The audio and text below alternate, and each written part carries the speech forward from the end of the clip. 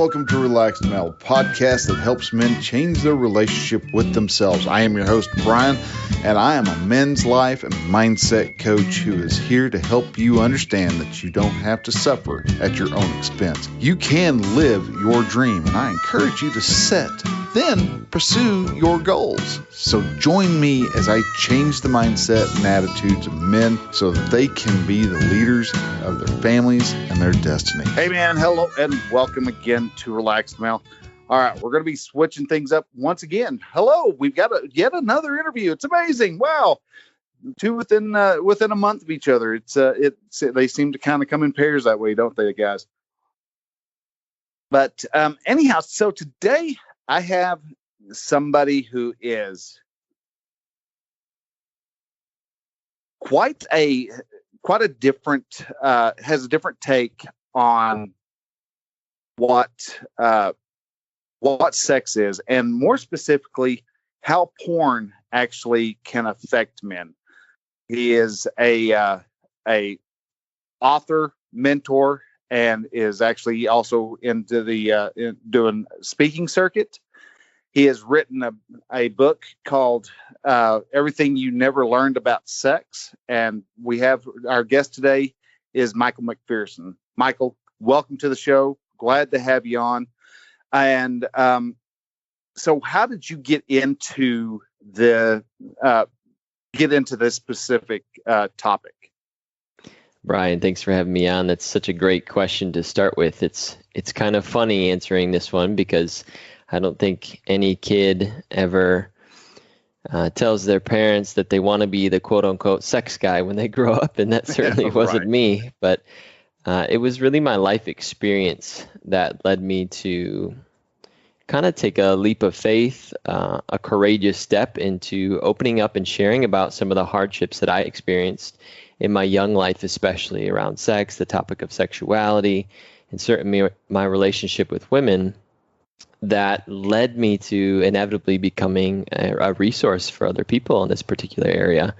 In 2018, my wife and I, we launched a podcast called Humanity, and episode 3 of that podcast was called Sex, Michael Tells All. So it was a very enticing title for people, and we had quite a few people that listened. And on that episode, I just shared everything vulnerably and honestly, just exactly as I experienced it.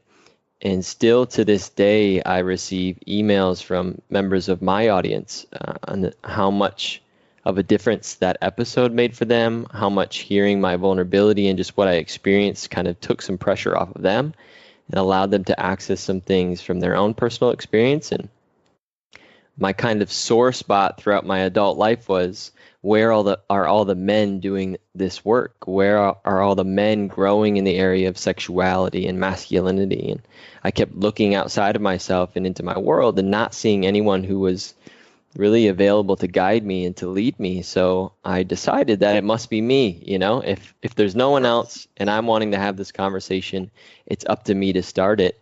And so I did. And my intention with the book and my intention with my podcast and my intention with my one-on-one work with men and my speaking is really not to indoctrinate people into another form of dogma. There's plenty of dogma that's already out there. My intention has always been just to open up this conversation because I know that there's worlds within worlds here that, you know, we really need to go out into, and our freedom is what's on the line if we don't. Okay. And so, well, when you say that your freedom's online, what are you actually meaning? How are we binding ourselves, putting ourselves into? If we're not free, that means that we are we're prisoners. We're slaves to something. So what are we actually a slave to? Yeah, well, there's a few different things. You know, most of us, if you're like me, you had the opportunity to discover the innocence of your sexuality. I mean, I still remember my first time masturbating. It was like all of a sudden, out of nowhere, I was inspired. I was aroused, and I began touching myself. And you know, and the listeners know how that goes. But I really thought I had discovered magic. At that point in my life, I hadn't had any previous exposure to pornography, any sexually explicit material. So I was really just experiencing the energy in my body when I was masturbating so purely. There was no imagery that I was projecting from my mind. Shortly thereafter, I got introduced to porn, and ever since that time, ever since my introduction to porn, every time I've had an experience of my sexual energy, my what I call my creative life force, there's been a projection from my mind of sexuality onto it, which obviously comes from this system that's in existence called pornography. And it's not just, I talk to a lot of men, and you hear, what's the problem? It's not harming anyone, despite the realistic nature of it, that many of the women that you see in pornography are actually victims of sex trafficking. The true harm is on the consumer. It's been proven now that porn is one of the most harmful substances for a young developing mind, because it actually shrinks the prefrontal cortex, which is a part of our brain that's responsible for critical thinking and decision making. Right. So there's a very realistic physiological impact. And not only that, when we tune into pornography and other things like that, there are certain neurochemicals that fire in our brain. Dopamine is a big one, that reward us for that activity. And that keeps us coming back for more. So not only do we get to build a healthy relationship with our sexuality, but we're also being fed a certain program around what sex is, what sex isn't, how it should be done, how the male should look, how the male should perform, how the woman should look, how the woman should perform, and none of it is real. Right. No, I'll agree with you on there, because you that's probably one of the biggest disillusionments after getting married, is thinking that that's going to be you're going to be rolling around in the hay for the next year and a half, and all of a sudden you get a cold shower thrown on you, pretty much. Yeah, it may be a whole lot of fun that first 3 months worth.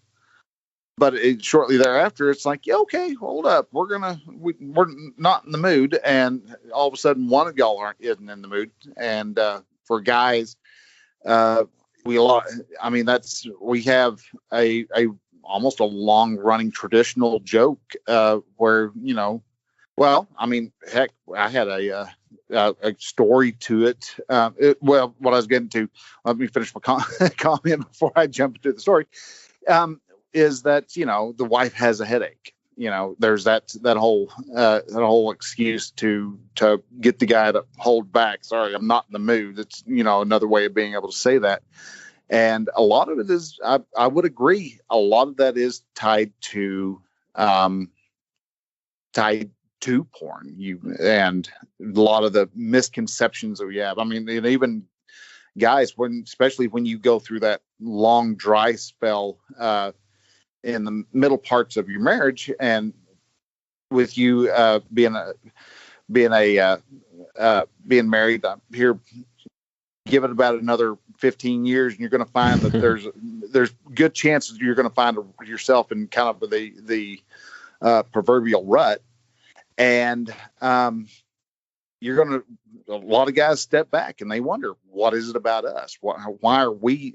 What did we do to keep our all of a sudden our hot and beautiful wife just doesn't seem like she cares about us? And it's not that, it's everything. If she goes out and she works, she's doing all the work, and then she comes home, and then there's cleaning up after the kids and getting supper made. And, and granted, y'all are probably a good chance y'all are actually doing it as a team. Mm-hmm. And if you're doing a proper enough communication, you know that y'all are working as a team. Mm-hmm.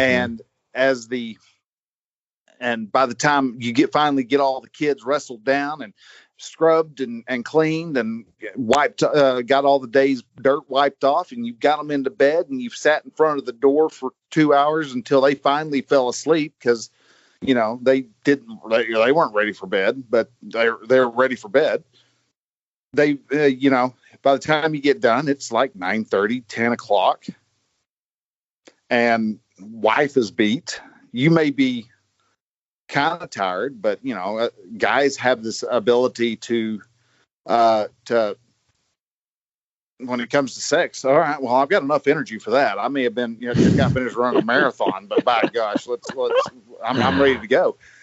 And to have her go, no, I am way tired. I am too tired to focus on that. As guys start to kind of wonder and, think about, there's all sorts of, there must be something wrong. And that's where you get your, a lot of the little pills that you see at the corner drugstore, the extends and all that, where they're thinking, yeah, well, maybe it'll help me be bigger. And in all reality, no, it's not that she's unhappy with that. You've been told that by outside forces that that it needs to be, you need to have this rather healthy member smacking your knees, as you walk into the bedroom. And we have those wrong misconceptions, just as women think that all guys want are girls with well-endowed rack and a firm round butt. And most of the time, us guys are very happy with a nice, slightly pudgy girl. So, yeah, there are a lot of misconceptions that we get very early on, and at a very inconvenient and insecure, really, part of our transition into manhood.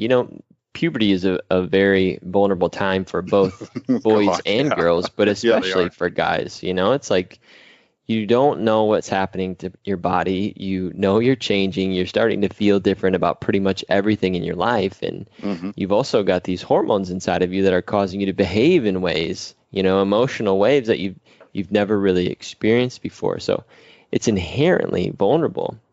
But then on top of that, to be exposed to something like pornography and see what you see there, which, when you go into pornography, it's like every genre imaginable is right there before your very eyes, just waiting your consumption. So knowing nothing about sex going into that, you see that, we see that, I saw that and thought that's what sex is. Right. And if I'm not 6'2" chiseled with a massive penis, then I'm not going to be able to pleasure a woman. So inherently, it bore insecurities in me that weren't there already. And so now my actions with women and my actions in the sexual space are to compensate in a big way for my perceived insecurities about myself. Right. And so how old are you, Michael? I'm 31 years old. 31. Okay. So yeah, you're just right there at the cusp of from Gen X leading over into the millennials. So you're kind of the older side of the millennials group, from what I understand. Yep. I'm trying to lead the rest of them. That's right. Yeah. And that's good.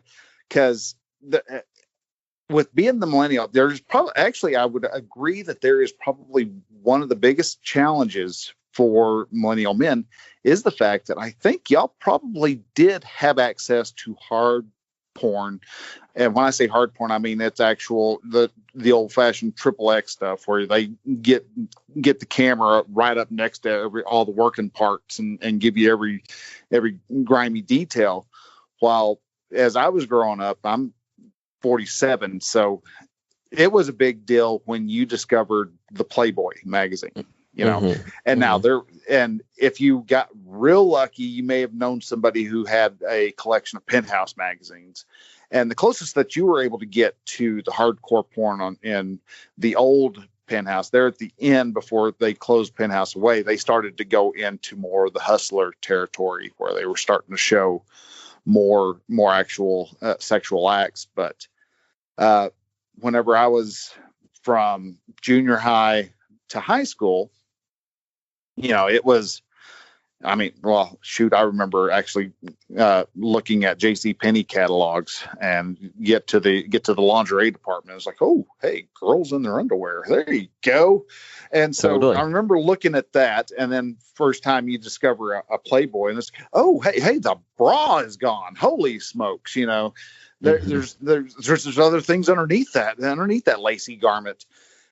And as you, the closest to hardcore, most of us Gen Xers and before actually had growing up was like in Penthouse. They had like the Penthouse forums, which are actually just, they were supposed to be these letters of things that have actually happened, because they always started, I would never thought these letters were true until, this happened.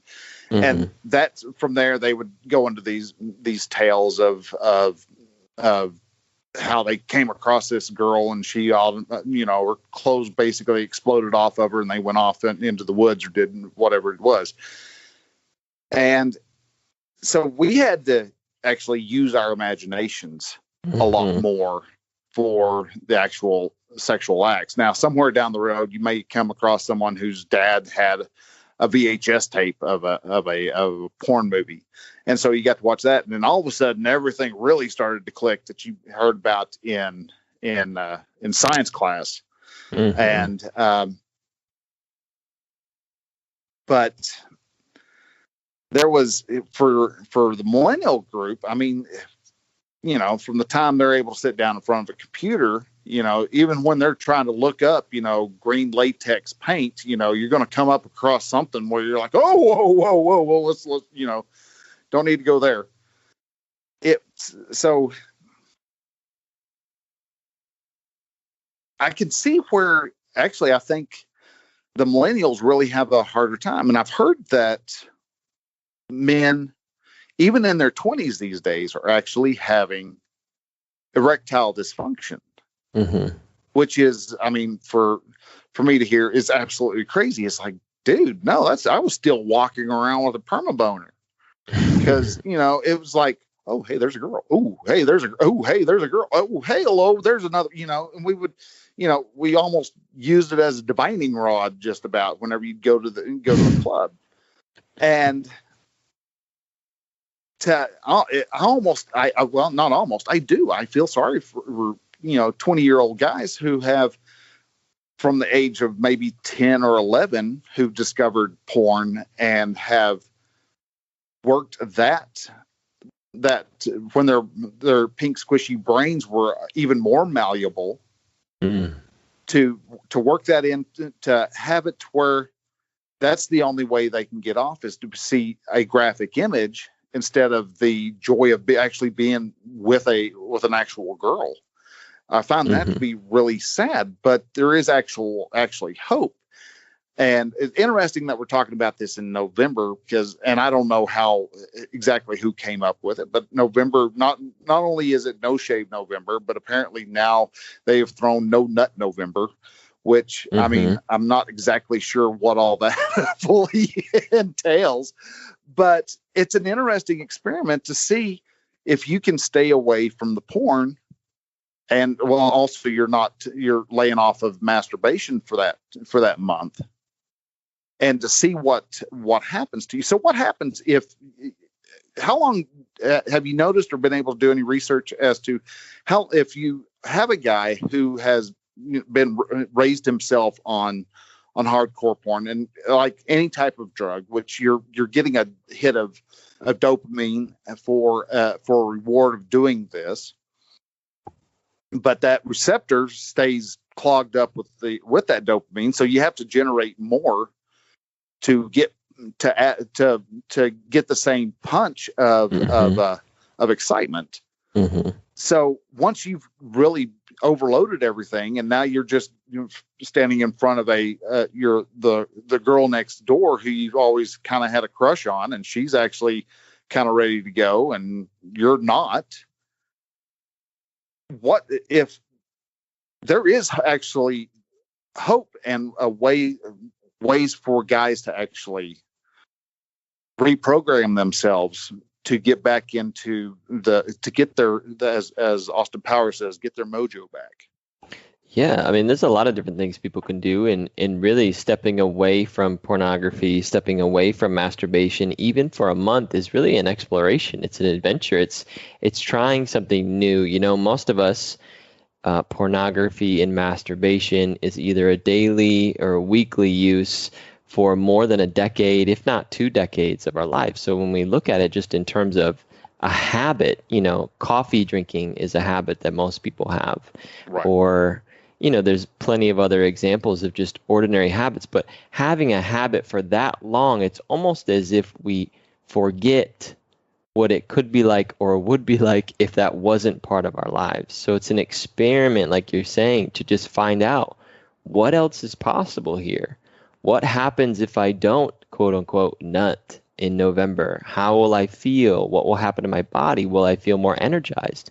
And that's what most people find, is that, when we're exerting our seed like this, it is actual energy inside of our body that is then leaving our body. And that's not to scare people and say that if you do this, you're going to lose your vitality. You're use up all your energy. And you're going to. What was it? Used to be there was some culture, and that was what their thought was that you only had, or at least I think that might have just even been a internet joke, that after a while you would wind up using all your energy up, and that's when you would die, was because you threw away all your extra gas, so to speak. Totally.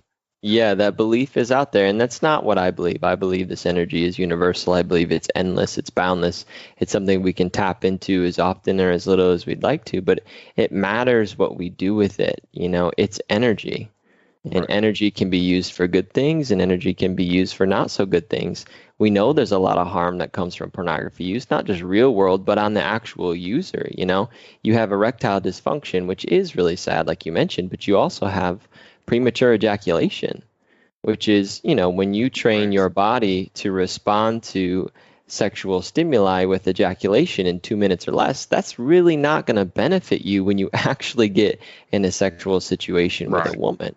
It's probably going to lead to embarrassment, to shame, and then add more to your plate than was even there in the first place. So porn in a lot of ways is a safe space for men to have a sexual experience, because there isn't actually anyone else there.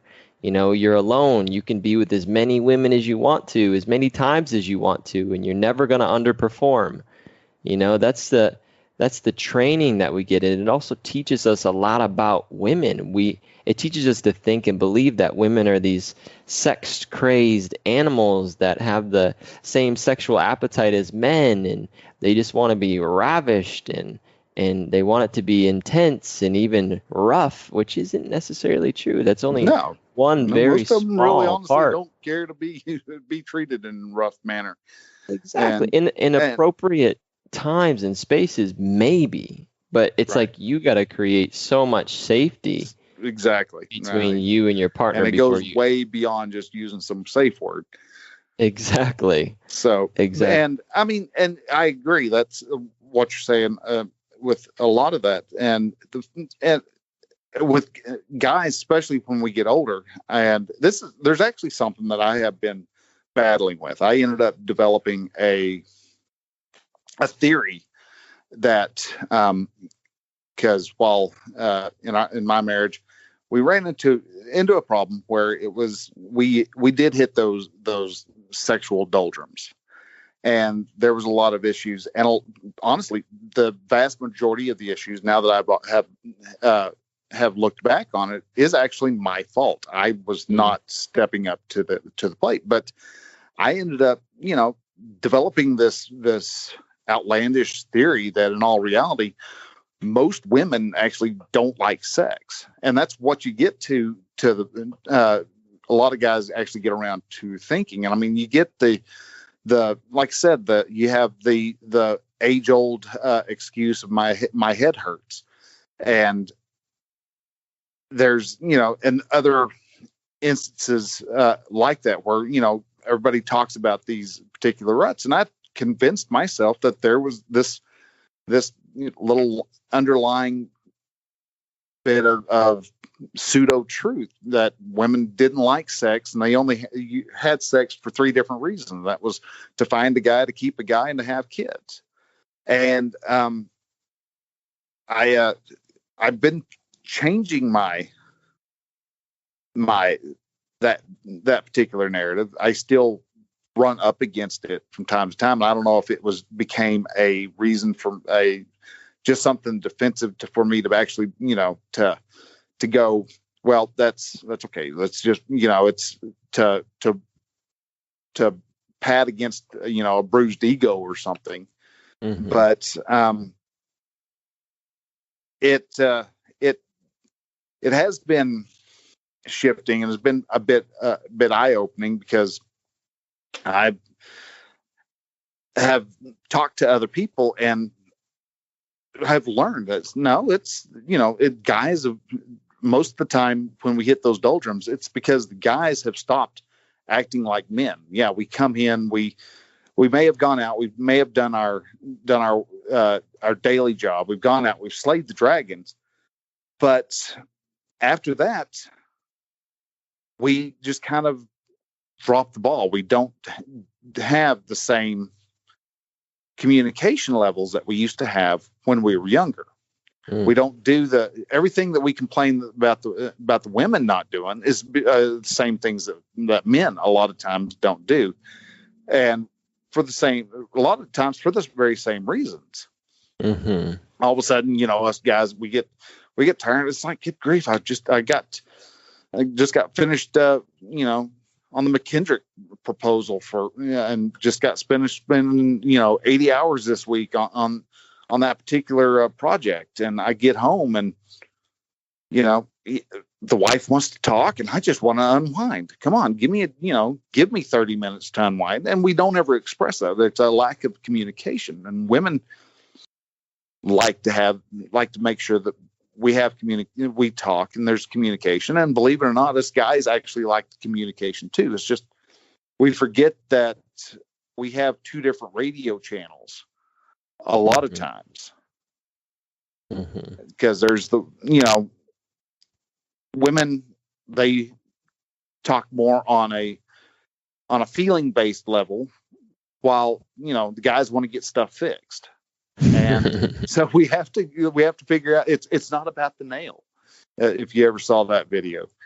So I get what you're saying. So with your, let's see if I can get kind of arced back over to the book, everything you never learned about sex. What are some of the things that you actually teach about, or that you explain to folks in your book? What are a few things that we never did learn about sex?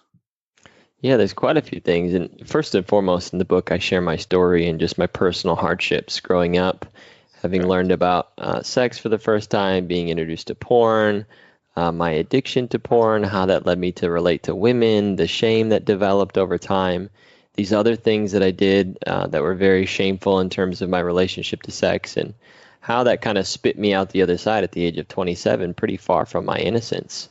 So it's all about recovering something that, one, we either experienced very briefly when we were young, our sexual innocence, or two, for a lot of us, especially that people that experienced abuse and trauma never got to experience.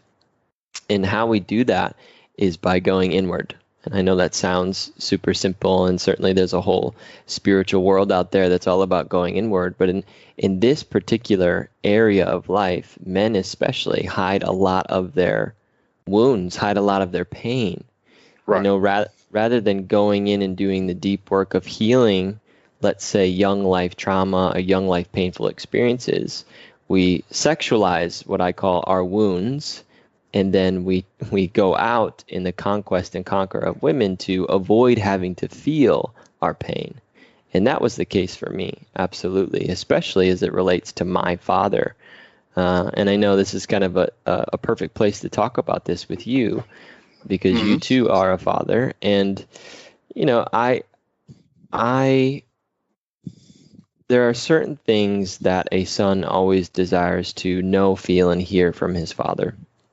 And one of those big things is to have the certainty of knowing that he is in fact a man. He does have what it takes to be a man in the world.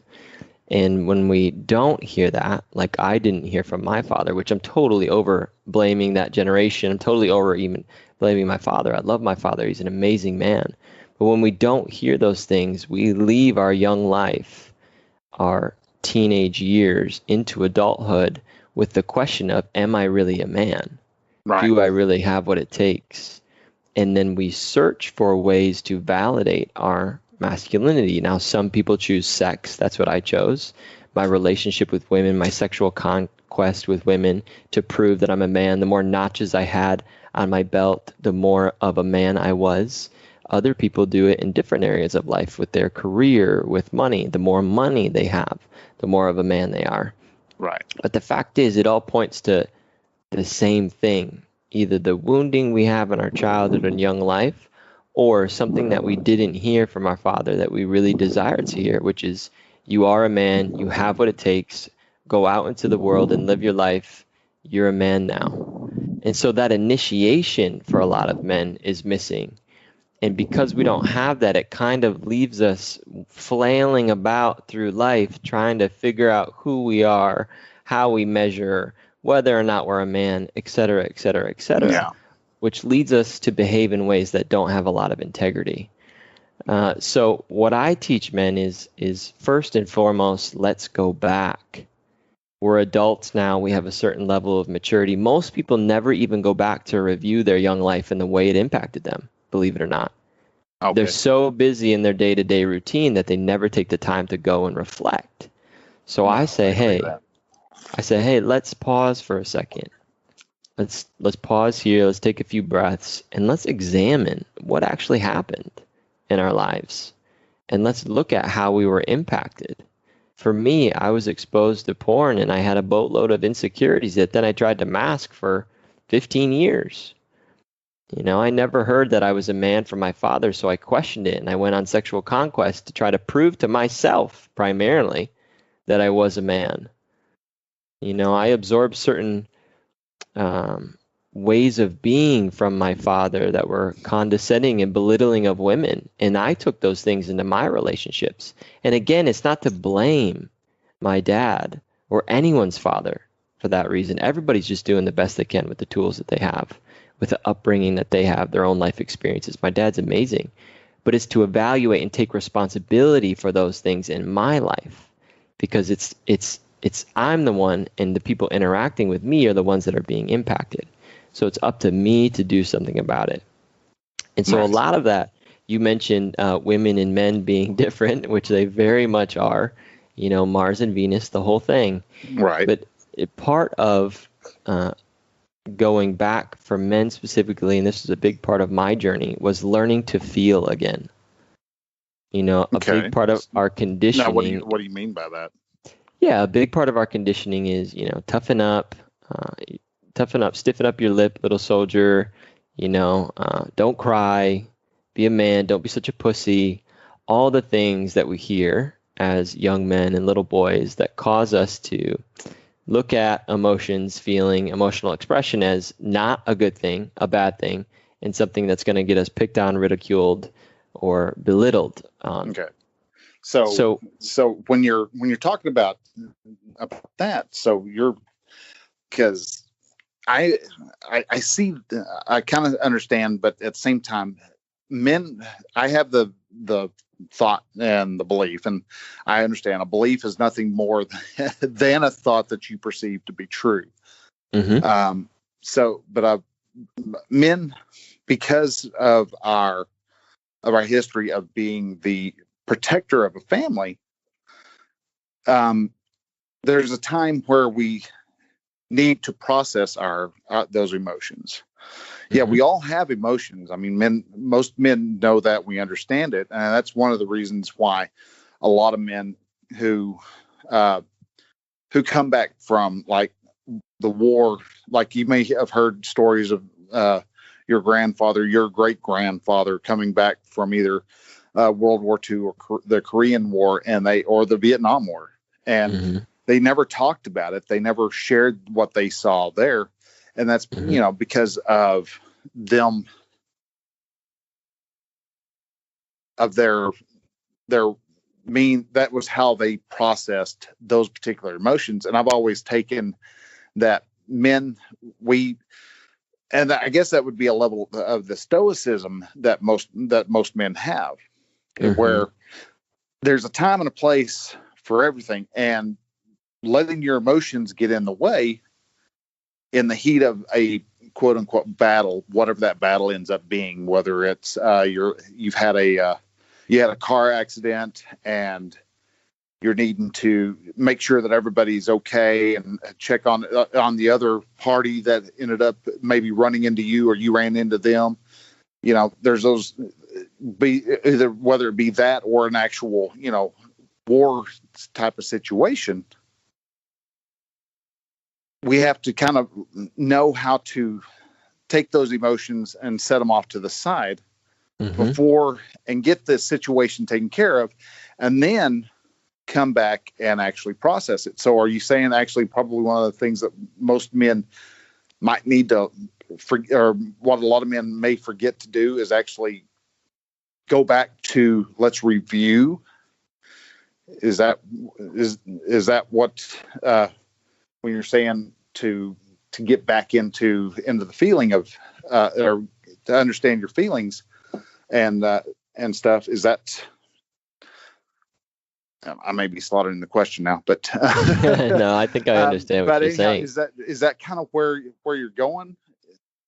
Definitely, in a sense. And most of the time, we don't live in a war-like scenario. And I definitely understand what you're saying. There are different archetypes that we step into when they're called upon. And certainly when our family is threatened, our loved ones are threatened, or our brothers in the field are threatened, we rise to the occasion. And it's not a time for us to be emotional. And most of our life is not a situation like that. So what I say is, yeah, it is important to revisit our emotions, or even be connected to our emotional body, not because we want to be like women or we're supposed to be more like women, but because emotions are energy that gets stored in the body anytime they're not expressed. And obviously there's a scale. There's a scale of emotions. I'm not saying every time you stub your toe you should cry and go and tell your wife and ask her to hold you, because she's probably not going to be very attracted to you if you do that. Oh, good God, not again, man. Right. So it's not going to help with the chemistry between the two of you. She may actually be the one that tells you to stop. Put your big boy panties on. Get out there and go do. That's right. But there are more serious things that all of us experience in our life. Even, for men, the death of a loved one, the loss of their father. There's a lot of really deep experiences, emotional experiences, that we don't give ourselves permission to feel because we're so tied to a certain way that we think we should be, according to our culture, according to society, according to our history. And again, not to make that wrong, it's just to look and say, hey, how is that really working for us? And as it relates to sex and intimacy, women desire to be opened. The key to a woman's body, to a woman's, that region of her body is through her heart. And anyone who's been in a relationship knows that. Certainly you can turn your woman on, you can get her sexually excited, all the things. But for long-lasting sexual intimacy, it's through a woman's heart. And to access the woman's heart, to access your woman's heart, my woman's heart, we need to be connected to our heart. And for most men, even something as simple as, when I was young, I had a couple of girls that broke my heart. Innocent love, right? I was young and in high school. Insanely hot, and when it wears out. I thought I was going to spend the rest of my life. I spent 3 years in my high school years wooing this woman and thinking she was going to be my wife, and all the fantasy and the Disney characters, the whole thing. And then when my senior year, my junior year, her senior year, I went to a dance with her. And, the chemistry was there. We were dancing together. It just felt like tonight was going to be the night. And next thing I know, I'm at this after party and she's making out with another guy right in front of me. And it just crushed me. Mm-hmm. And that was innocence. That was my innocent heart right there that got crushed. And I remember in that moment thinking, I'm never going to be in a situation where a woman can hurt me like this again. Right. And so I decided, that was a powerful decision that I made. Yeah. I'm never going to be in that position again. I'm never going to reveal my cards. I'm never going to show a woman how I really feel, because obviously I'm going to get hurt if I do that. So I'm going to be, Casanova. I'm going to be a macho man. I'm going to play it cool and never show my cards. And that absolutely impacted my relationships. that absolutely impacted the sexual intimacy over time. It's easy to have sexual chemistry when you're in the infatuation phase. Oh, yeah. And most men, because they don't want to face the work that's there for them to do, and this is what I did, just bounce around from one relationship to the next, riding the high of infatuation. I also talk about this in my book. It's like we're actually addicted to the chemicals of infatuation. But when the infatuation wears off, we think something's wrong. Exactly. Or we think something's wrong with a relationship. We think, okay, this must not be the person for me, when really it's just we've never gone beyond this point in a relationship. Right. And so we lack the emotional maturity to process that. And so what I'm inviting men into is to be aware of their emotions and to honor the ones that are real, not necessarily turn into a woman or to feel every willy-nilly little thing, but to honor the real things in your life. Right. So that they don't close you off, right? Right. Okay, so because you kind of, I recognize the whole being stuck in the infatuation, because I find myself still these days, looking back going, good grief, why can't me and my wife go be like teenagers, go sit in the car and go neck for an hour or two, just, and there is that I guess being stuck in that infatuation phase. So if you do find that, if you do sit back or one of the listeners sits back and starts thinking about it and goes, dude, you're right. We all love to be in that infatuation phase, the energy, the romance, the fire, that's where you get to try all the cool kinky stuff. And that's, how do you get, what's needed to be done to get past that? Okay. So if we're in the infatuation phase, refresh my memory. What's after in the infatuation phase? What's after it? Is that what you said? Yeah. Yes. Yes. You have the infatuation phase, and typically after the infatuation phase, that's when all the real shit comes in. That's when everyone's behaviors get exacerbated. You start to really see the things that you don't like about your partner. They start to really see and hone in on the things that they don't like about you. And for the most part, it's a full-out war, two sides, two parties faced at each other. When what I want to do is get people moving, get couples moving in the same direction together. And, to overcome the perceived, quote-unquote, loss of inspiration, it's really just an invitation into greater intimacy. So if you think of it as like a glass ceiling, you've hit your glass ceiling for your ability or your depth, if you will. Maybe the ceiling's below us, or imagining it below us now. We've hit a wall or a barrier to intimacy. And we have a decision to make right there. Do we go beyond this and find tools and teachers and mentors to go beyond this? Or do we bail out, jump ship, call it a loss, and try again? Or for most men, repeat the same cycle again. Right. And sadly, that's what most of us guys do, is we get to that point where everybody's idiosyncrasies start to really appear and decide, you know what, I'm getting tired of her leaving the toilet seat up. And it's, and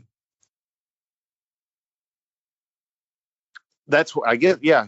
That would be where most people want to say that they fall out of love, though it's actually not possible to fall out of love, because you're the only one who can actually feel that emotion of being of love.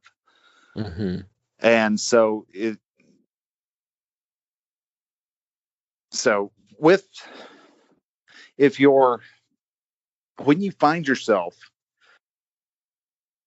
okay, what would be a good tip for guys if they do find themselves in those doldrums, and they're like, all right, I've tried everything else out. Let's give Michael's advice a whirl.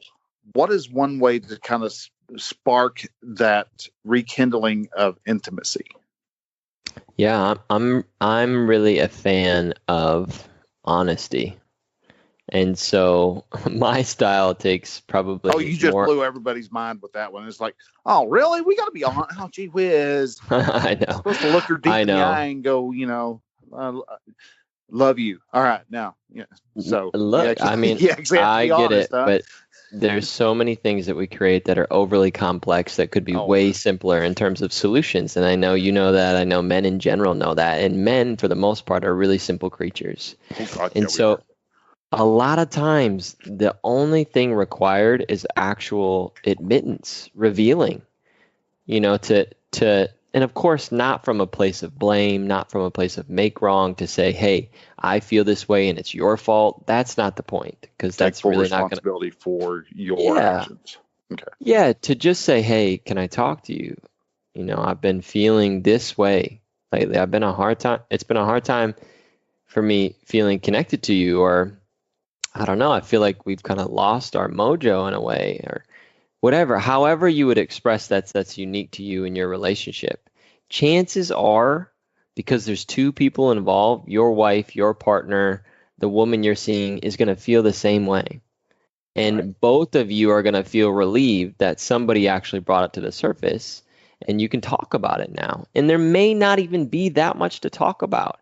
It may be the fact that you just have the freedom to admit that in your relationship that has you both feel, again, to touch upon freedom, more free, and therefore more of your energy available to get busy, to be with each other in an intimate way. So yeah, to be honest about it. And that's where being emotionally mature comes in, because again, how most men would play something like that out is they'd be passive about it, they'd be resentful about it, they'd nitpick at little things. Right. And that is not the way to approach it. You want to approach it head on and just be totally transparent and honest from a loving way, because you're obviously with this person because you care about them. And if you don't actually care about them, you should probably do you and her a favor and leave, right? Right. Stop dragging people around. But if you're with somebody and you really care about them, trust that they can handle your honesty. And if they can't, that's a good litmus test for the relationship. The condition of the relationship, right. Exactly. Okay. The other piece is men have to take responsibility for what they're up to in life. So a lot of men really, and I don't want to say a lot, there are men that are not up to enough in life. They're not living into their true heart's desires. Right. They're not living their dreams. Small. Exactly. And that creates someone that's resentful. Now, an easy target is our partner. Mm-hmm. So our resentment, it has nothing to do with them, but because we spend the most time with them, they're around us mostly, they're in our home, we take it out on them. And that's something for us to look at and be responsible for. Where is my dissatisfaction in myself getting projected onto my partner? And that also applies sexually too. Okay. How am I blaming my partner for my own sexual dissatisfaction when it's really not about sex for me? I'm searching for a feeling of fulfillment that I'm not finding in my life right now. And that's my responsibility to change. That's my responsibility to look at. So most men aren't up to big things in the world, and because they're playing small, they nitpick at their partners, and then you get in a relationship where the two of you are fighting all the time, and it has nothing to do with the relationship. It's just that you don't have the preoccupation to focus on something bigger, Wow. Yeah. Wow. Guys, right there, if you need to, back it up about 5 minutes and listen to all that again, because that is probably one of the hardest things you will have to do for a relationship. And it's not saying that, no, you're not running around being deceitful. You're not running around being dishonest. You're not lying to your wife all the time. But, and correct me if I'm wrong on this, Michael, but there's times where we omit so much. Mm-hmm. We use the excuse of, well, I don't need to bother them. They've got other things to worry about, and so I don't need to bother them. And so we dish off and just set and slide back, and quite honestly play small, because we don't want to bother our spouse or partner. Is that would you agree to that in kind of a nutshell? Yeah, I don't think it's as much as we don't want to bother our partner. Men are, for the most part, there is a little bit of like lonerness in them. The lone wolf. That's not necessarily a different or a disempowering thing for men. For men to go away and find solace and find peace on their own, it's really important because, we're all meant to connect with whatever you want to call it, God, spirit, the universe. We're meant to be connected with our creator, whoever your creator is for you. And that's a really important piece to men and men's health and our connection to our purpose. So it's empowering for us to not externalize everything and share every single thought, emotion, and feeling that we have. In fact, if we did, we'd probably make ourselves and our partners miserable. They'd realize what a maniac we were and they'd probably leave. So that's not what we're saying here. But what we are saying is to, yes, be honest, to not be deceitful, to not run around behind the scenes, which a lot of men do, right? Right. They don't talk about things, and then next thing you know, they're watching pornography behind the scenes. They're connecting with other women emotionally. They're sleeping with other women, which is obviously a total breach in contract, especially when it comes to marriage. Especially, yeah. Yeah. So, yeah, you have to be able to have a certain level of honesty. But the big thing is, it's not what we're taking out on our partner for the most part is our disappointment in ourselves. Okay. The fact that we are not living up to who we know we can and should be, who God ordained us to be, the person that God created us to be. And that is what gets externalized, because that's a tough thing for a guy to admit to himself, right? That's a really tough pill for a guy to swallow. Like, man, I really know I'm not living up to my potential right now.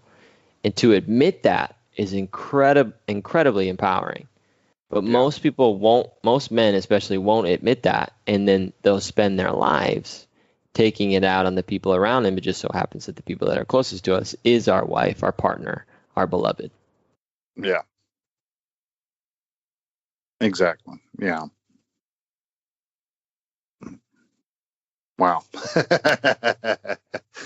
Yeah, that's good stuff right there. Oh, wow. Yeah.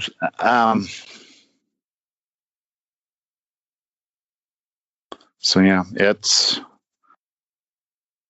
you can almost, guys, take this and tie this also in with what Tripp Lanier said over on the How to Raise Dangerous Boys, because Tripp talked a lot about why men actually end up playing it small. They don't reach for the grander things. They don't take those chances, and I think a lot of those chances that we don't take also come in the form of our relationship. Of course, he also says that it's that we are always in pursuit of four things, and that is freedom, love,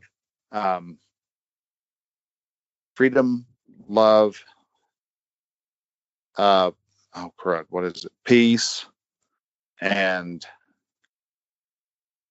I forgot what the third one was. Anyhow, there's a fourth one. Freedom, love, freedom, love, aliveness, and peace is what it is. Flap. And with that love, that would be where the love segment would actually fit into, is with what you're talking about, where it's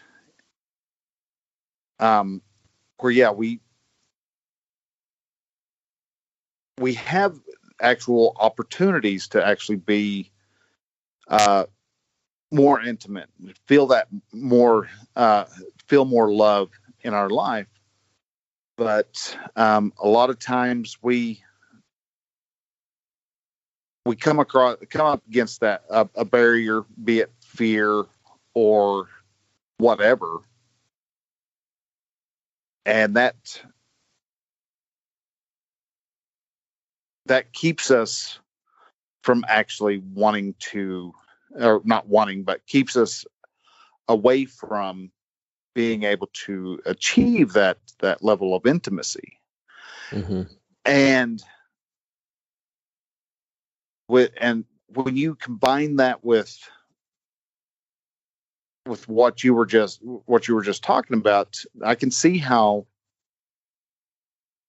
that does prevent the intimacy and the connection that we actually want and need in our life, because we need connection with other humans, especially the connection with our spouse. And when we don't feel that connection, that's when we start really messing up, and we start either running around playing the victim, throwing a victim card around, saying, well, I'm not, she doesn't want to have sex with me anymore, or she doesn't want to go out and do anything fun. She's this or she's that. We're always wanting to take our personal power and actually throw it away. We take that, as you call it, energy, and we apply it into things that are not actually helping, not actually being constructive to the actual relationship. We actually transfer that energy, that power, that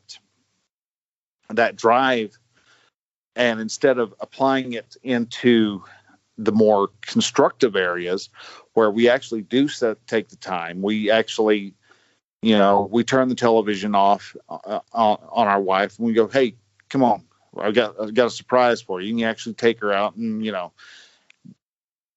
spend just a very quiet one-on-one time with each other. That's where a lot of time, I think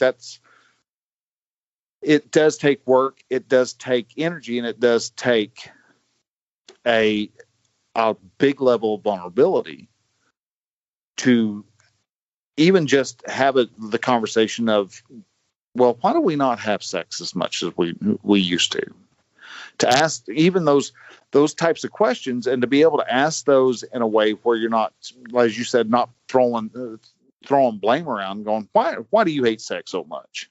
Mm-hmm.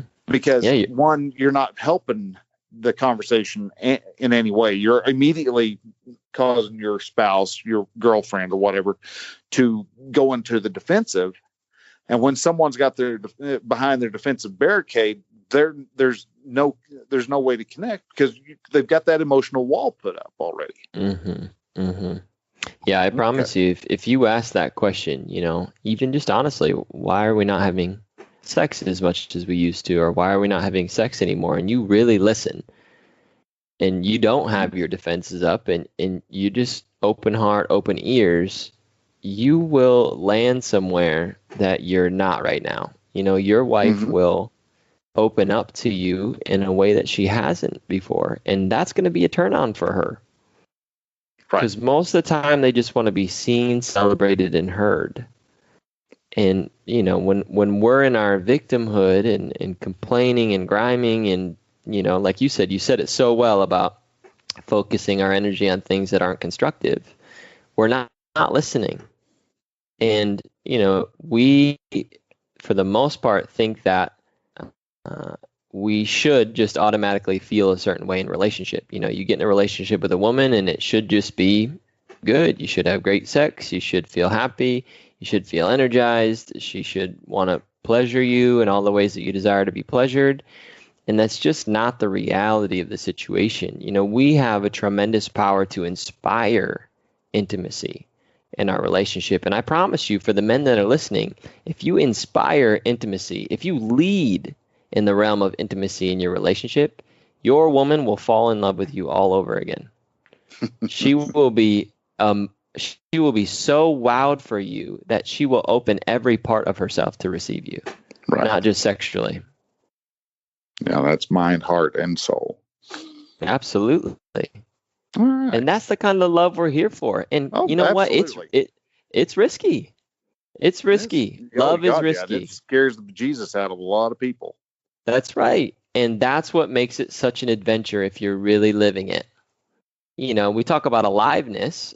Adventure is being alive. We all want to go on a grand adventure. You can go on a grand adventure in your relationship, and it doesn't have to look like you being on a plane to somewhere new every single weekend. Right. The adventure is really explore new depths in yourself and in each other. And if you can do that, you're really going to set yourself up for success in the long term, and you're really going to feel alive in your relationship, because any man that's been with his wife for any amount of time knows that when the relationship is thriving, the man is thriving. When the relationship is healthy, that's a strong foundation for the man to then step out into the world and serve, which is really what we're here for. Absolutely. All right. Well, amazing conversation here, but we're breaking records here, so which is awesome. So, guys, we're going to go ahead. As we wrap this up, Michael, you've got there's tell everybody how they can actually get your book if they're interested. Yeah, so if you're looking for my book, it's Everything You Never Learned About Sex, Take Back Your Masculine Power and Use Your Sex Energy for Good. It's available on Amazon, Barnes & Noble, and IndieBound, so you can search for it there and purchase it there as well. If you can't find it there for any reason, you can find it on my website, www.michaelmcpherson.co. And there you can also find access to the one-on-one work that I do, and you can access some other free resources that are there just to kind of help or lend men a helping hand in the realm of sex and relationships. Awesome. And do you have any your social media, anything like that you wanted to share? Yeah, I'm not huge on social media. It's really not my thing. I try to stay off it as much as I can. There's nothing wrong with that. A lot of people are fleeing the social media platforms, and actually, I'm almost afraid they're going back to smoke signals, and I'm not very good at building a fire. So. Yeah, that's right. Well, I am on Instagram, so if you want to find me on Instagram, it's at Michael J. McPherson, at Michael J. McPherson. So you can connect with me there. Feel free to send me a message, interact with any of the content I've already shared. And yeah, there's also resources in my profile, all the other links that you'll be able to find. All right. Well, guys, if you have any questions, anything like that, definitely, I know that Michael has a link on his site where you can actually reach out and contact him. If you have any questions or anything like that for Michael, please send them out over to him. Again, you can find his site over at michaelmcpherson.co. And he's got a lot of great information on there. I've been digging his podcast. And guys, when I talk about him being on a different level with his when he talks about podcasts, he's definitely, if you're very solidly grounded and very practical, the podcast may be a little different for you, but definitely as you listen to it and with as open of a mind as you can have, because he's got a lot of great information on his podcast, and that is the humanity. And you can also find that over on his site at michaelmcpherson.co. So, Michael, again, man, I appreciate it tremendously that you were able to come on here. Thanks for sharing your knowledge, and just as powerful and insightful help that it was for my men. I so appreciate it, Brian. Thanks for having me on, and thanks for providing such a platform and a resource for men like me and other men to come and connect and do this kind of work. Well, thank you. So, all right, guys, y'all take care, and we will see you next week. Till then, bye.